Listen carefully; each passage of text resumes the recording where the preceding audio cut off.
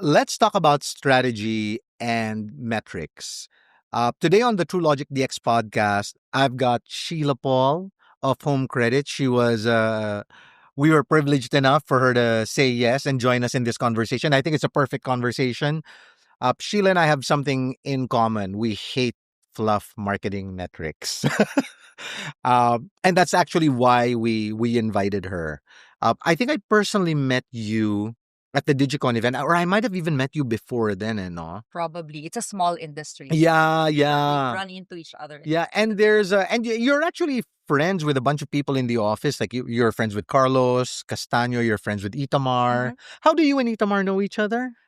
We were actually neighbors once upon a time. Ah, yeah, yeah, I remember. Right, like so great, and I'm glad he mentioned about because when we were thinking about these episodes, we were wondering who'd be perfect, and Itamar said, "Well, Sheila's my neighbor. Like I could ask her." I go like, let's ask. So in this episode, Sheila will share her take on what KPIs matter to marketers, especially to marketing decision makers. What metrics are fluff, uh, and then what are the habits of the market that force us to sort of question what metrics we should be looking at and what benchmarks need to be reset.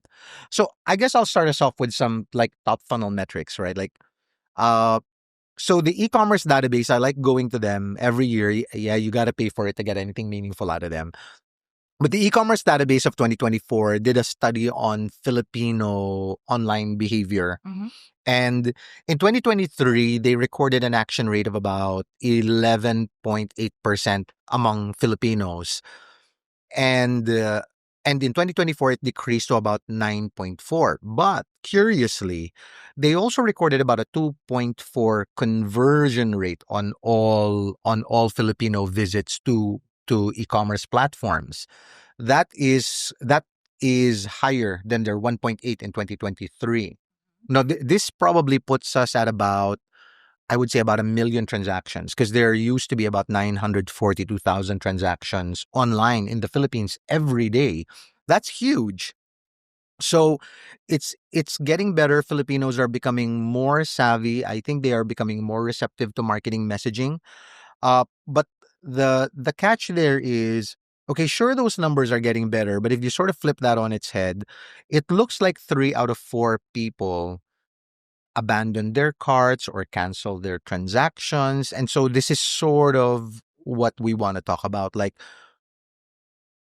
how do you look at, because if you take a look at it, okay, 1.8 to 2.4 sounds good. But then if you look at it from another angle, 75% drop off, not great, right? Like, and so you can always use a metric that sort of justifies your point of view. So you and I are here to talk about like what metrics will actually matter to marketers in 2026. So just to get us started, like for example, for you guys, what are the performance indicators you hold your marketing team accountable to when you want them to move the needle for home credit? Okay, so there's a lot to unpack. Right. What you said, for sure, the market behavior has been changing over the last few years. That people have been more drawn to the convenience and the selection that's online, and that's why you see this huge explosion of e-commerce. In fact, too many choices already. I agree. You don't know where you should be going for what you want. And that's actually also a challenge for marketers, right? How to penetrate through that clutter. Right. Home credit is not really, as I was mentioning a while ago, it's not really a straightforward e-commerce site because, you don't go and visit our app or our website And make a purchase. and make a there. purchase then and there. We actually have like a two-level process. First of all, you go there, you choose your item, and then you may be able to kind of submit your application for an installment plan or a loan, but you actually have to go to a store to check out. At an actual point of Yeah, sale. at an actual point of sale. So if you compare that to what you're saying, abandoned cart, I mean, it's really like you have a cart where you're already adding to the cart in the convenience of your home or wherever. But to actually get them the extra step to go to a store and actually take the item, it's really another phase for us to to work through. So if you go back to what kind of metrics should you be looking at?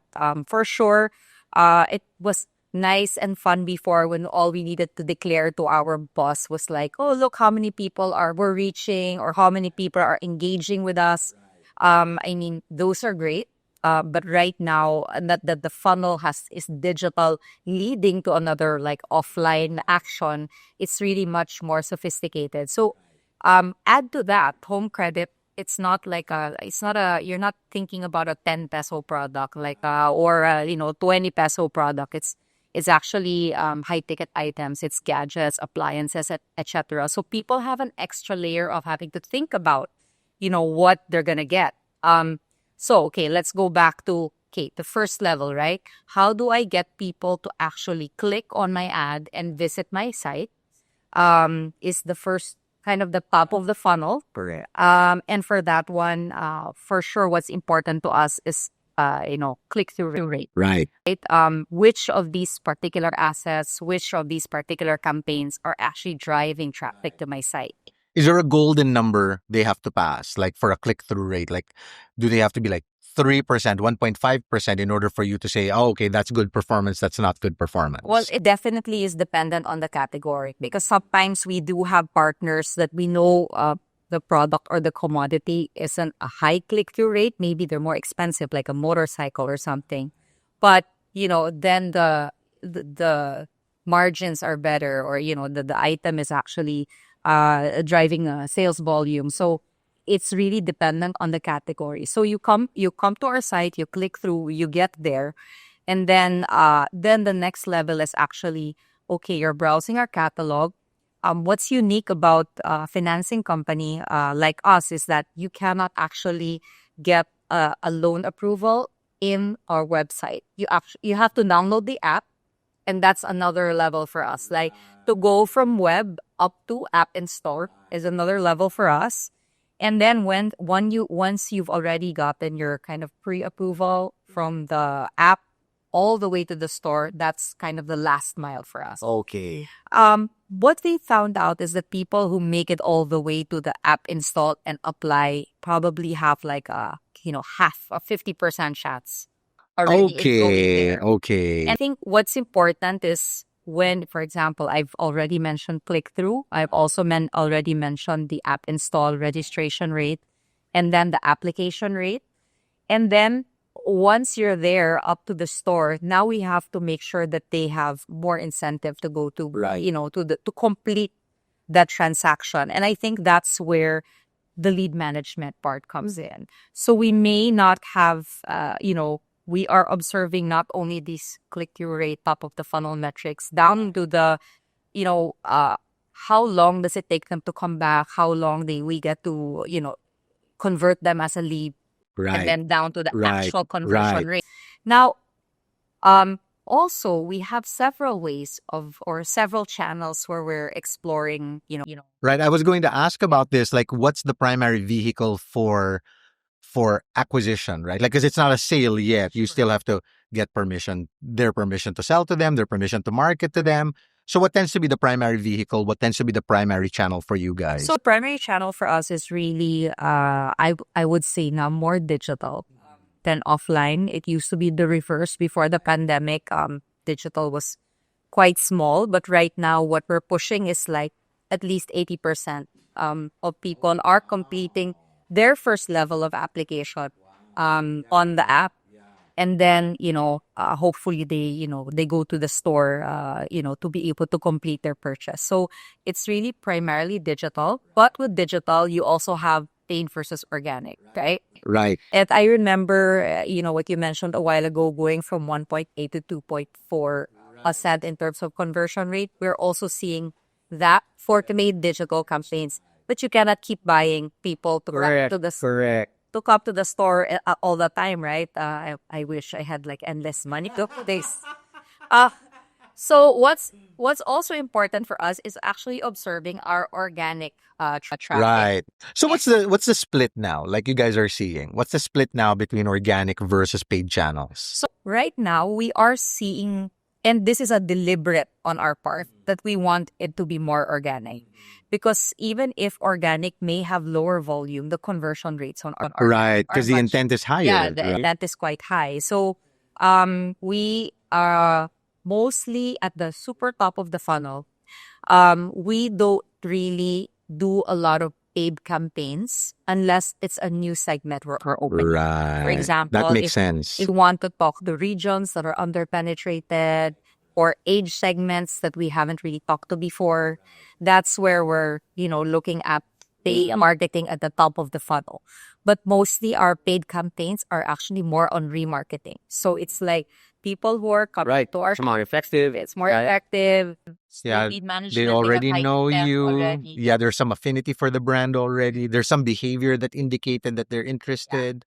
Okay, yeah, that makes a lot of sense. But we don't really necessarily discount top of funnel, right? Like take for example, I think some very big top of funnel metrics are like sentimentality towards a brand, customer satisfaction. Are you guys also measuring that digitally, or how do you guys measure that metric? So, as the, I guess, overall, marketing champion in the company, it's not only the performance marketing that matters to me, but it's also as well the customer sentiment towards the brand or the affinity towards the brand, especially in a brand or category like financial services. People will not transact with you if they don't trust you. Right. So like for us, metrics like, for example, brand equity, as well as net promoter score, Right. for customer satisfaction would be very important. And these things are unfortunately things that you cannot just get from your native advertising campaigns, or performance. Is there a net promoter score that you guys are targeting as like your golden number? Well, what we do is we measure net promoter score. It's very unique to the category or the industry, right? Oh, even that is like by category. Yes, we do NPS, us versus competitors, whether direct or indirect. So our direct competitors would be financial or BNPL companies that are similar for us in business model. But we already know that banks, for example, which are also offering similar services, but have been in the market for much longer, would probably have a what they call this higher NPS. So what we try to do is also benchmark versus, some of the Which banks. means if they're rising, yours must rise to by the same magnitude. Okay, wow. Well, I'm happy to report. I'm happy to update that Home Credit does have the best NPS in this category. But not to say, well, among our direct competitors, but then we have the benefit of having been in the market like almost 12 years now. Yeah. And every day we try to work on, making sure that we're improving all these things that people feel are, for example, that they want us to focus on. I think for this category, it's more of the ease of use, the mobile and web app. Correct. Especially for the younger people, the right? younger people. Actually, everyone. No, us older people don't want to be bothered anymore. It's like very very long, processes in doing anything. Right. I think the more you get a lot more impatient as time goes by. Okay. So aside from the larger share of digital on like aside from digital's larger share in marketing, what other changes in the market have you guys been seeing? What other changes have you guys been seeing when it comes to behaviors? Like I'm going to make one guess, like probably demographics is probably changing in terms of what's driving transactions for home credit. What are you guys seeing on your end? So for home credit, normally it's the entry level for people who have not been able to use credit in the past. It's sometimes it's their first loan, their first credit card, their first baptism into kind of the adulting world of managing your debt and credit. Right. And since we started, like, as I mentioned, 12 years ago, many of our core customers are already like in their mid 30s. Right. So that's makes up the bulk of our customer base. But we see really a lot of people entering the workforce, especially first, second jobbers around the ages of 24 to 29.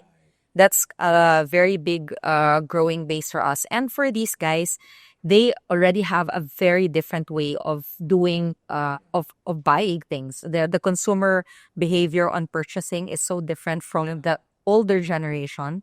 So and I think I mentioned this a while ago that home credit used to be fully offline, fully retail.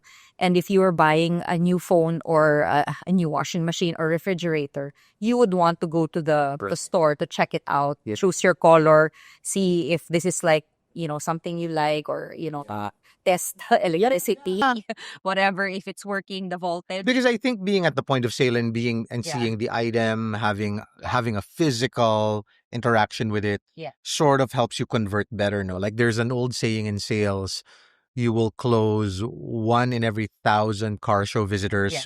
but you will close 3 for every 7 test drives, Yes. right? Like, and so I think the model, like, they're sort of buying the Yeah, test drive, yeah. like in that situation. One thing that you said sort of struck a chord with me, because we pay a lot of attention to banking stats because we have a lot of banking clients. And one of the things that super surprised me is that, I would say, before the pandemic, maybe around 2018, I'd Yeah. say, before the pandemic, the penetration rate of credit cards in the Philippines was sort of stubbornly at 3.6, 3.9%. It wasn't high. Yeah. Uh, After we got out of lockdown, or at least partially around 2022, 2023, that went up to like 6.9. Mm-hmm. Like it almost doubled. Yeah. And today it's like 12.3, 12.4 like percent of the population has credit cards. It's 4 times more than 2018, right? Like that's crazy. And a third of all of those new customers are Gen Z. Yeah. No, so they're not either either financial institutions and financial instruments in the country are getting better, or we just have a generation that's a bit braver when it comes to their finances. Or it's possible that finally they got the message about being banked. Because even before the pandemic, the unbanked was, I mean, only 30% of adults were banked, and now it's like closer to 50%.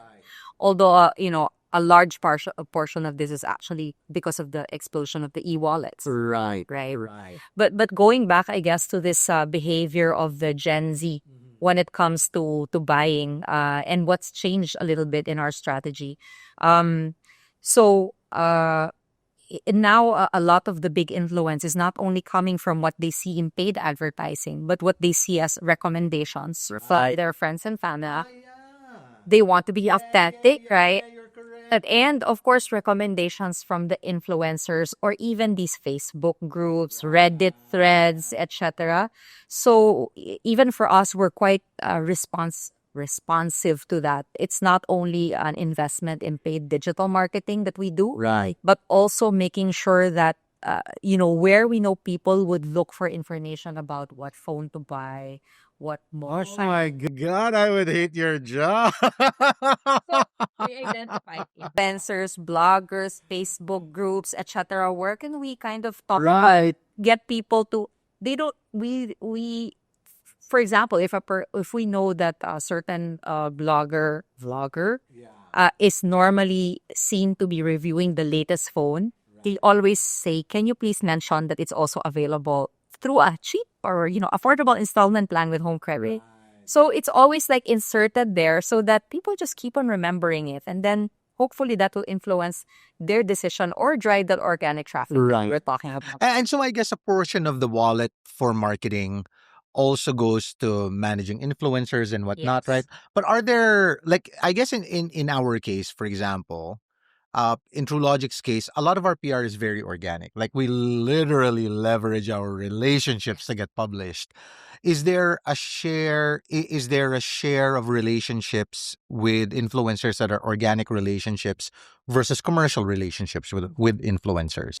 Well, it's really a growing business or an industry already. This influencer and digital PR. Tell me about it. So I think it's a lot of of course, there's still commercial. You cannot get away from that. But what I think is that we like working with the guys who are, authentically talking about something that is real. You don't want to work with someone who's gonna declare that they love your product when actually it's not relevant at all to what they're talking about, right? So we try to look for those guys, to work with those guys. So I've got a question. This is semi self-serving. Like, so if I went to a Yamaha dealer, would I see home credit there? Yamaha home. That I haven't seen Yamaha on the list, but it's a very, very long list of 80,000 outlets. So the reason I'm asking is either recently a client, but I never realized some Yamaha motorcycles are cheaper than iPhones. So iPhones are ridiculously expensive, but I've seen Yamaha motorcycles that are cheaper than iPhones. And if I can get an iPhone, you were talking about Yamaha musical and I don't know, as a okay, motorcycle. motorcycles were not there yet because motorcycles for us started only late last year. So we are in some shops like MCore or K-Cervico, which are mostly outside of Metro Manila. Okay. We haven't done the big, blanket motorcycles for us. That's coming up hopefully soon. Okay. But if it's musical instruments, we're there. Okay, like JB Music and Yeah, whatnot, correct. right? Okay. So let's move on to like pivoting. I think one of the hardest things that we struggle with. I think agencies struggle with it in two ways. Sometimes we have a tendency to pivot faster than our clients simply because small outfit, more dynamic, and then I mean, let's face it. My guys are marketers. That's all they do day in and day out. They don't focus on anything. But a person that works in a brand, an FMCG, a bank, their marketing is like their marketing and their creatives. That's not the only thing they're thinking about, right? Like, and so we find that a lot of enterprises are a bit slow to pivot. W- what signals do you look for when you realize, hey, that campaign is doing better than I thought? Let's double down. And then how quickly are you guys able to say, that's not working, kill it? Yeah. Well, very fast for sure. I mean, we see With you guys, you Yeah, guys are fast. we see it on a daily basis, right? We do the optimizations quite like at least on a weekly basis. But if we do run campaigns, ideally it's like we give it at least 2 to 3 to 4 weeks because of course it has to go into that learning phase before you start fiddling with things. Especially if it's AI enabled, the AI needs time. Yes. I think one of the things that maybe we could be faster on, but given what you shared, that maybe we are faster and we don't know it, because sometimes the campaign is not the problem. It's actually where they're landing, right? The landing page is like the UX, the correct thing is this where are we landing them on the right spots, etc. So those things maybe take us some time to develop. And then we also have some indications as well. Maybe it's the product itself or the offer that's not working. That one we can be more faster. Right. We can be faster on pivoting that. So it's not just the campaign itself. And then let's say there's a campaign you want to double down on. And this is probably a temptation for you guys coming into the holiday. I can imagine it's going to be peak season for you guys, right? Is like doubling down on a specific campaign, does it always happen at the expense of a campaign that is performing poorer or not necessarily? Well, the ideal is that you kill off the companies that are performing. Regardless of whether you want to double Yeah, down on something. exactly. Okay, that's brilliant, right? Okay. And I think that's also the benefit of being, I mean, if we go back to the topic of which KPIs matter the most. Right. If you can show your finance team or your management that this campaign is delivering on the KPIs you set, which is not only, of course, click-through, but it should be about cost per acquisition and how this one is contributing to the overall profitability of the product. Revenue. You can ask for more money, right? Correct. So that's the ideal. Okay. Yeah. So, and I know that in marketing, like you're on a Facebook campaign, you're looking at a dozen metrics on just a social media campaign. And then you run an influencer campaign and you've got a dozen more. And you do some Google ads and some YouTube ads, you've got a dozen more. Yeah. You do something organic, you've got a dozen more. Which metrics, like when your team reports to you, what are the metrics that you need to hear about? And then so I guess so like which is fluff, like which is contributor level metrics. Like sure, you guys pay attention to that, that's part of your job, but I only need the information that I need to receive to make decisions. So which metrics flowed up to you that are meaningful, and then which metrics do you sort of say, nope, those are contributor metrics, those are not for me, those are for you guys.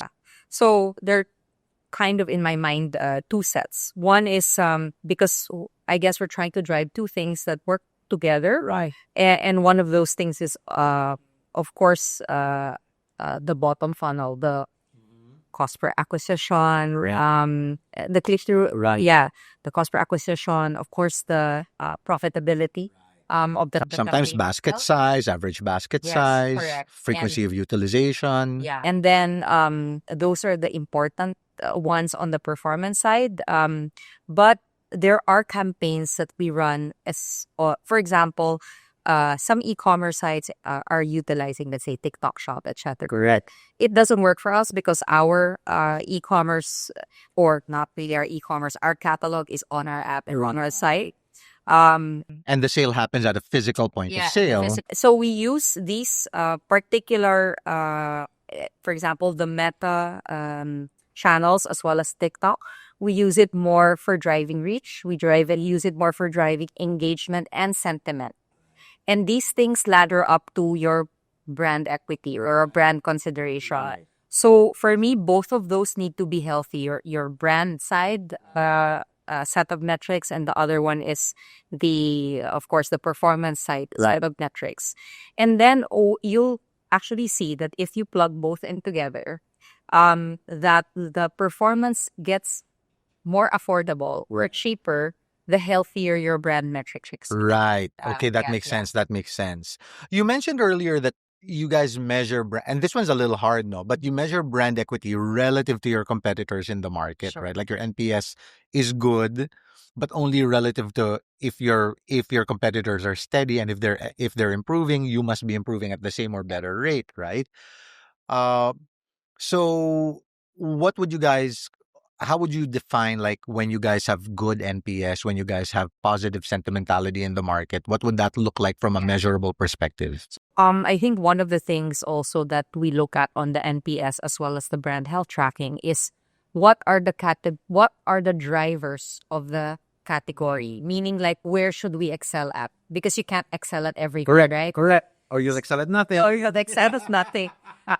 So we have like a list of like the top 10, and then probably we'll zero in on the top 3 where we want to be like excellent. Okay. And that's what we will work on. Oh, yeah, no, that's wonderful. That's a great way to think about it. That's ideally how it happens. Yeah, Of course, a lot of people have, oh no, let's fix this, let's fix this, let's fix on this. So you really need to steer people into like, guys, these are the top 3 things that people want to know about us. And maybe 2 of them are already owned by someone else. So you want like, okay, we can work on those 2 because they are hygiene, right? For example, to have an easy mobile app, or to make sure that your recommended is like hygiene, but maybe having a transparency on your pricing and interest rates is something no one is owning, and that's what we can work at. So quick AI segue.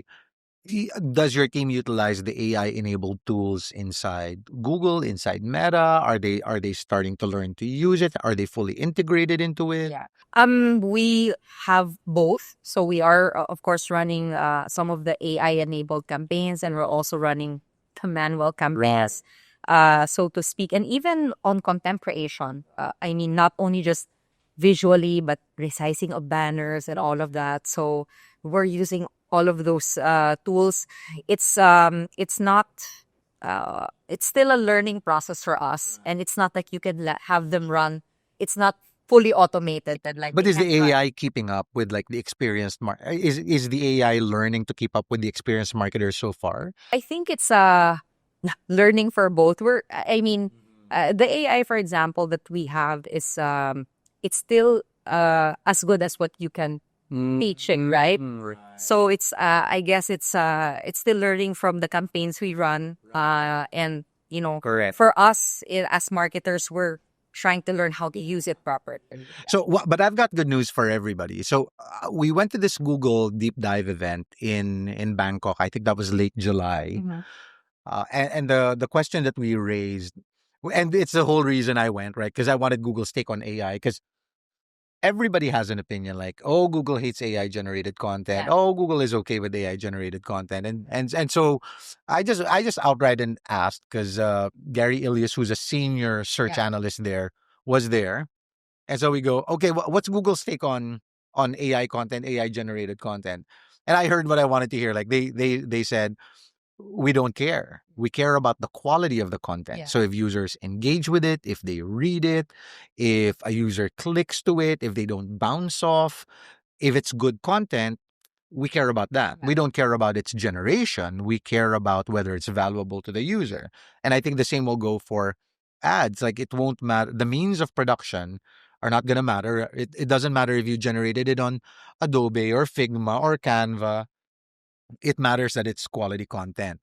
So with that, I'll wrap it up with just, I guess, one last question, which is, what would be your best advice for, I would say, marketers and marketing decision makers for this coming 2026 when it comes to creating their strategy and then assigning metrics to those Mhm. for this coming year? I think that it's really depending on what kind of stage or what type of category you are in the company. Of course, you have to consider all of that. One of it is, of course, looking at the business objective. Is it growth? Is it profit? Right. And then reflecting that in the whatever your marketing strategy is. So some of people would or some companies would really look more at like growing the customer base, right? Um, and then CPA profitability might be secondary, depending on where they are, in the company life cycle. So definitely it's considering where you are in the company life cycle, what the business objectives are, and then that's where you map your KPIs around. And I know it's you were saying a while ago, you have KPIs here, here, here, here. Really, you cannot do it all. I think you just have to choose pick your battles. Right. And work hard on those. And then if it doesn't work, next, right? It's always a matter of like piloting, experimenting, move on to the next. Which one is working, keep that. Which one's not working, kill it.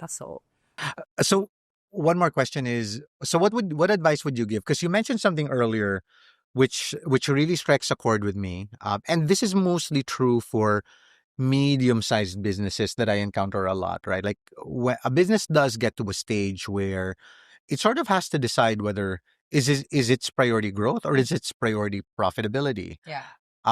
And I think I have too many conversations where the answer is, oh, I want both, right? Like, and I go like, oh, no, no, no, no, no. So what would you tell those people that insist on, no, I want both. I want to grow and be profitable. Like, what would be your advice? I think definitely you really have to choose one. I think which is your primary. Like for a company like Home Credit, which has been in the market, still a young company when you think about it. 12 years old is not that Yeah. old, We're 17. right? I'm still feeling plenty young. Exactly. So but I consider it like, what is the actual market size, right? If you cannot get any more, then you have to work on maximizing what you have, right? Of course, the Philippines has still, of course, a huge population. We're only at 12 million customers. But when you think about it, how many households are there in the Philippines? How many people are going to get financial service, or whatever from this household? That's where you map out And we're what you have. generally a consumer market, right? Yes. Like the Philippines is generally a consumer market. We're not a net exporter. Yeah, A lot of what runs this economy are Filipinos spending, correct. right? And I think that's an advantage. There was an economist that was speaking. I think it was that lady from HSBC where she said ASEAN doesn't really need to pivot. Yeah. Because I think the topic was, it was Jeffrey Sachs. The topic was with all of the tariffs, and then uh multipolarization in the global economy versus globalization. What should ASEAN do to move forward?